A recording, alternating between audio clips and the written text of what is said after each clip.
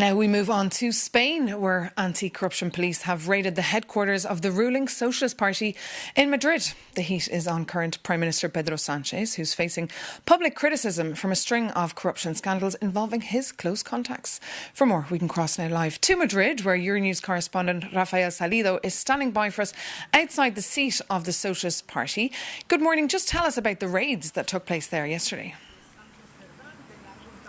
Hi, good morning, Maeve. So yes, once again, here in Spain, yesterday we woke up to the news of yet another investigation involving the ruling party, the Spanish Socialist Party.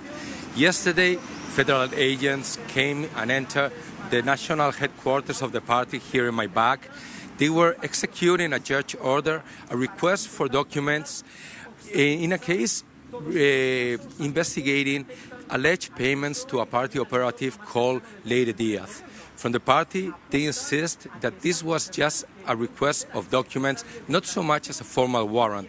However, at the same time that the policemen were in the headquarters, the authorities were executing several search warrants in private homes of people supposedly involved in this investigation.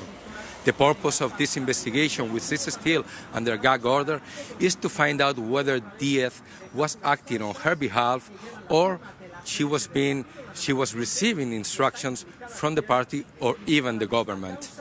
So what is next, and how is the Prime Minister Pedro Sánchez responding to all this?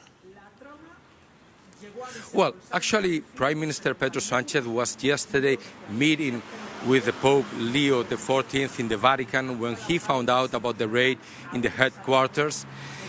After the meeting, he spoke to the press, where he insisted, first of all, that this was not a raid, but just a search warrant, a search for information.